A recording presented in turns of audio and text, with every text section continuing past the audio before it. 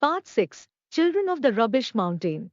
As the Khushal school started to attract more pupils, we moved again and finally had a television. My favorite program was Shaka Laka Boom Boom, an Indian children's series about a boy called Sanju who has a magic pencil.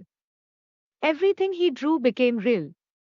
If he drew a vegetable or a policeman, the vegetable or policeman would magically appear. If he accidentally drew a snake, he could erase it and the snake would disappear. He used his pencil to help people, he even saved his parents from gangsters, and I wanted that magic pencil more than anything else in the world. At night I would pray, God, give me Sanju's pencil.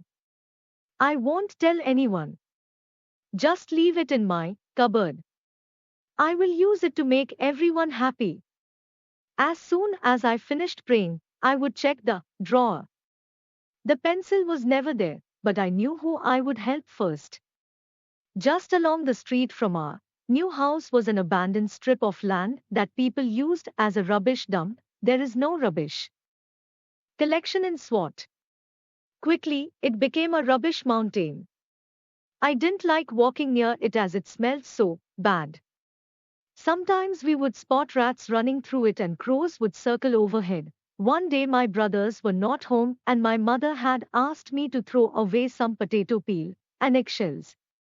I wrinkled my nose as I approached, swatting away flies and making sure I didn't step on anything in my nice shoes.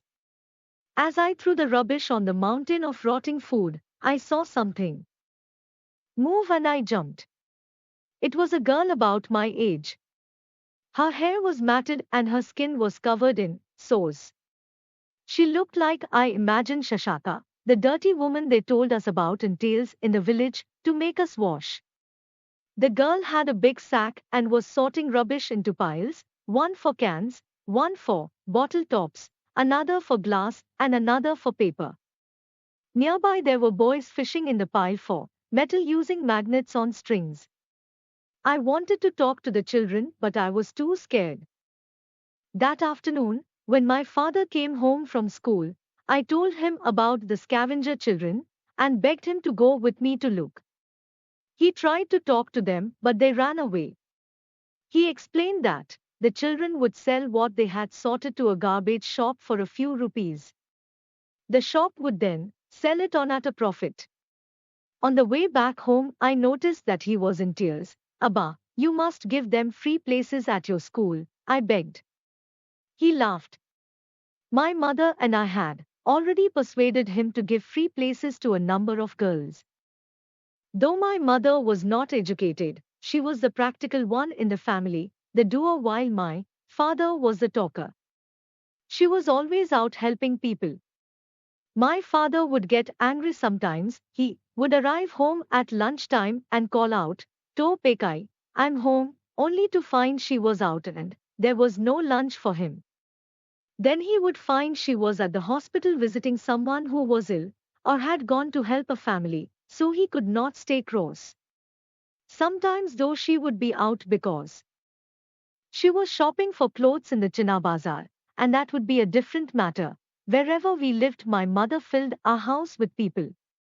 I shared my room with my cousin, Anisa from the village, who had come to live with us so she could go to school, and a girl called Shehnaz whose mother Sultana had once worked in our house.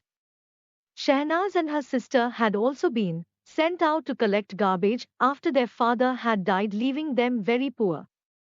One of her brothers was mentally ill and was always doing strange things like setting fire to their clothes or selling the electric fan we gave them to keep cool.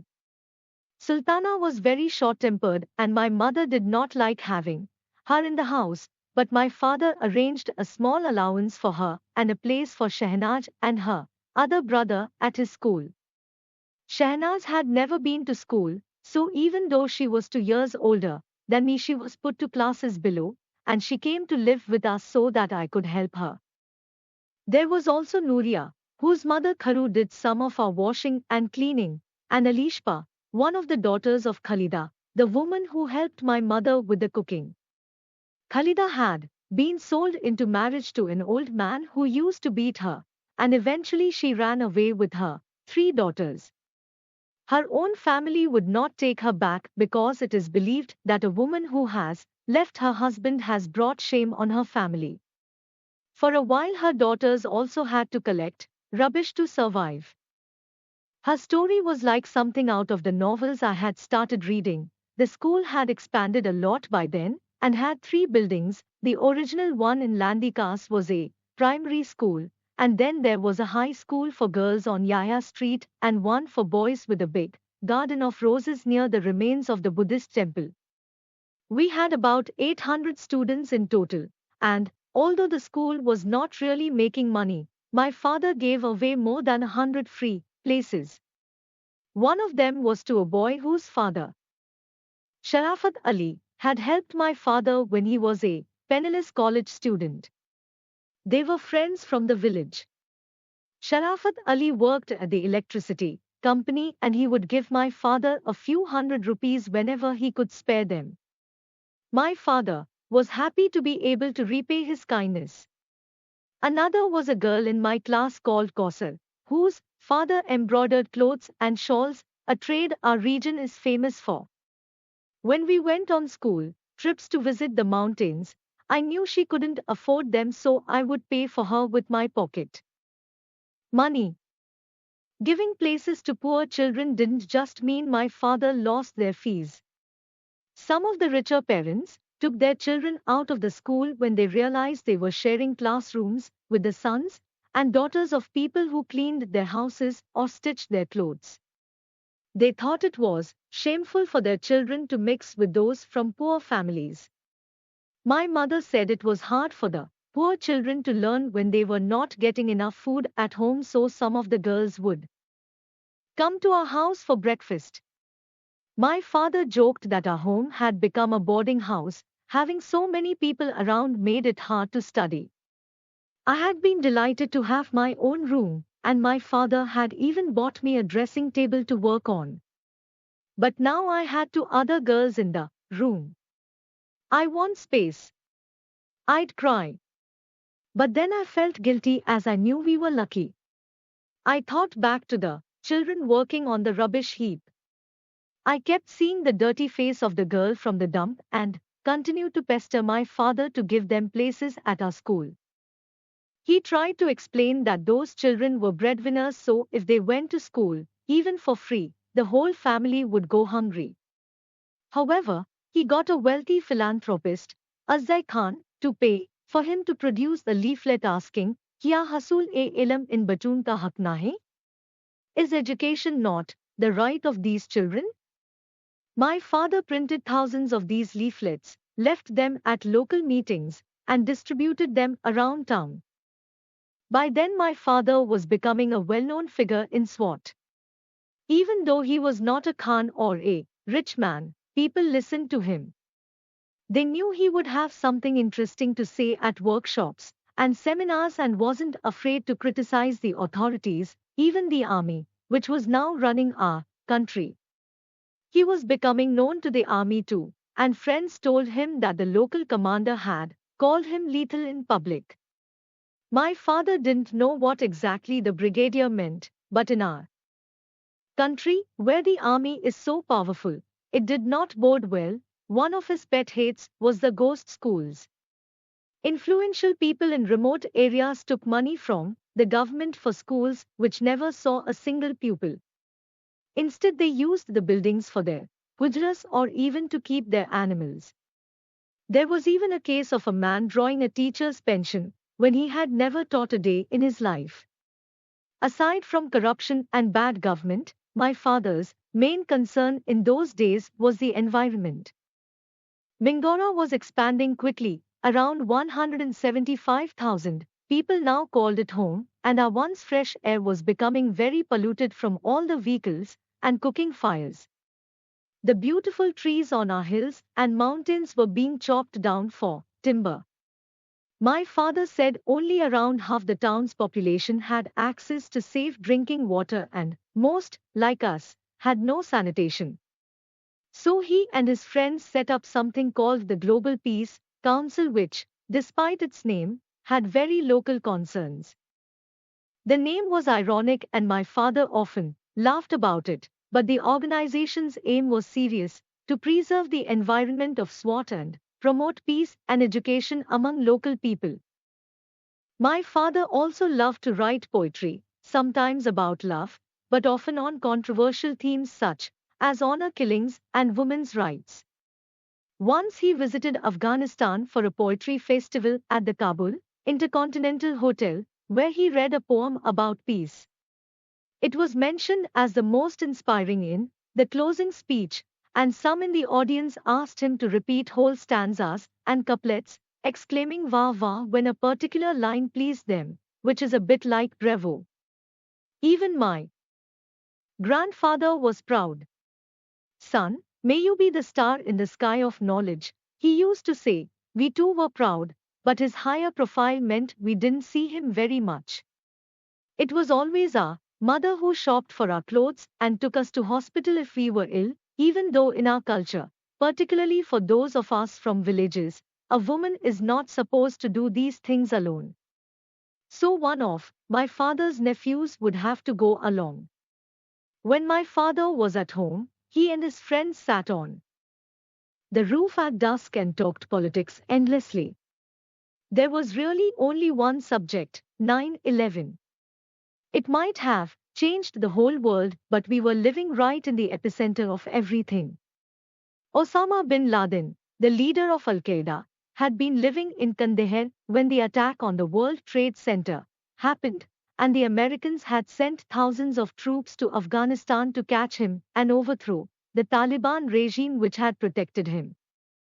In Pakistan, we were still under a dictatorship, but America needed our help, just as it had in the 1980s to fight the Russians in Afghanistan. Just as the Russian invasion of Afghanistan had changed everything for General Zia, so 9/11 transformed General Musharraf from an international outcast. Suddenly he was being invited to the White House by George W. Bush and to 10 Downing Street by Tony Blair. There was a major problem, however. Our own intelligence service, ISI, had virtually created the Taliban. Many ISI officers were close to its leaders, having known them for years, and shared some of their beliefs. The ISIS Colonel Imam boasted he had trained 90,000 Taliban fighters, and even became Pakistan's consul general in Herat during the Taliban regime. We were not fans of the Taliban as we had heard they destroyed girls' schools and blew up giant Buddha statues. We had many Buddha of our own that we were proud of. But many Pashtuns did not like the bombing of Afghanistan or the way Pakistan was helping the Americans. Even if it was only by allowing them to cross our airspace and stopping weapons supplies to the Taliban. We did not know then that Musharraf was also letting the Americans use our airfields. Some of our religious people saw Osama bin Laden as a hero. In the bazaar you could buy posters of him on a white horse and boxes of sweets with his picture on them. These clerics said 9/11 was revenge on the Americans for what they had been doing to other people round the world, but they ignored the fact that the people in the World Trade Center were innocent and had nothing to do with American policy, and that the Holy Quran clearly says it is wrong to kill. Our people see conspiracies behind everything, and many argued that the attack was actually carried out by Jews as an excuse for America to launch a war on the Muslim world. Some of our newspapers printed stories that no Jews went to work at the World Trade Center that day. My father said this was rubbish.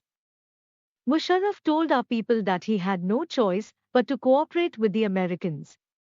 He said they had told him, either you are with us or you are with the terrorists, and threatened to bomb us back to the Stone Age if we stood against them. But we weren't exactly cooperating as the ISI was still arming Taliban fighters and giving their leaders sanctuary in Quetta. They even persuaded the Americans to let them fly hundreds of Pakistani fighters out of northern Afghanistan. The ISI chief asked the Americans to hold off their attack on Afghanistan until he had gone to Kandahar to ask the Taliban leader Mullah Omar to hand over bin Laden. Instead, he offered the Taliban help. In our province, Maulana Sufi Muhammad, who had fought in Afghanistan against the Russians, issued a fatwa against the US. He held a big meeting in Malakand, where our ancestors had fought the British. The Pakistani government didn't stop him. The governor of our province issued a statement that anyone who wanted to fight in Afghanistan against NATO forces was free to do so. Some 12,000 young men from SWAT went to help the Taliban. Many never came back. They were most likely killed, but as there is no proof of death, their wives can't be declared widows. It's very hard on them. My father's close friend Wahid Zaman's brother and brother-in-law were among the many who went to Afghanistan. Their wives and children are still waiting for them. I remember visiting them and feeling their longing. Even so, it all seemed far, far away from our peaceful garden valley. Afghanistan is less than 100 miles away, but to get there you have to go through Bajaur, one of the tribal areas between Pakistan and the border with Afghanistan. Bin Laden and his men fled to the White Mountains of Tora Bora in eastern Afghanistan, where he had built a network of tunnels while fighting the Russians. They escaped through these and over the mountains into Kurram, another tribal agency. What we didn't know then was that Bin Laden came to SWAT and stayed in a remote village for a year, taking advantage of the Pashtunwali hospitality code. Anyone could see that Musharraf was double-dealing, taking American money while still helping the jihadis, strategic assets, as the ISI calls them. The Americans say they gave Pakistan billions of dollars to help their campaign against Al-Qaeda, but we didn't see a single cent. Musharraf built a mansion by Rawal Lake in Islamabad and bought an apartment in London. Every so often an important American official would complain that we weren't doing enough, and then suddenly some big fish would be caught. Khalid Sheikh Mohammed, the mastermind of 9/11, was found in a house just a mile from the Army Chief's official residence in Rawalpindi. But President Bush kept praising Musharraf, inviting him to Washington and calling him his buddy. My father and his friends were disgusted. They said the Americans always preferred dealing with dictators in Pakistan.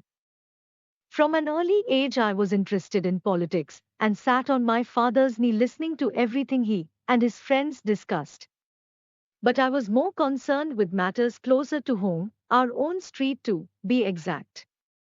I told my friends at school about the Rabishtam children and that we should help. Not everyone wanted to, as they said the children were dirty and probably diseased, and their parents would not like them going to school with children like that. They also said it wasn't up to us to sort out the problem.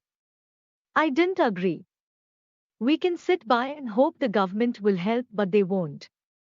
If I can help support one or two children and another family supports one or two, then between us we can help them all. I knew it was pointless appealing to Musharraf. In my experience, if my father couldn't help with matters like these, there was only one option. I wrote a letter to God. Dear God, I wrote, I know you see everything, but there are so many things that maybe, sometimes, things get missed, particularly now with the bombing in Afghanistan. But I don't think you would be happy if you saw the children on me road living on a rubbish dump. God, give me strength and courage and make me perfect, because I want to make this world perfect. Malala. The problem was I did not know how to get it to him. Somehow I thought it needed to go deep into the earth, so first I buried it in the garden. Then I thought it would get spoiled, so I put it in a plastic bag. But that didn't seem much use. We like to put sacred texts in flowing waters, so I rolled it up, tied it to a piece of wood, placed a dandelion on top and floated it in the stream which flows into the Swat River. Surely God would find it there. So this is part 6. Stay tuned for part 7. Thank you for watching this video. Please subscribe to the channel for motivation stories and videos. Thank you.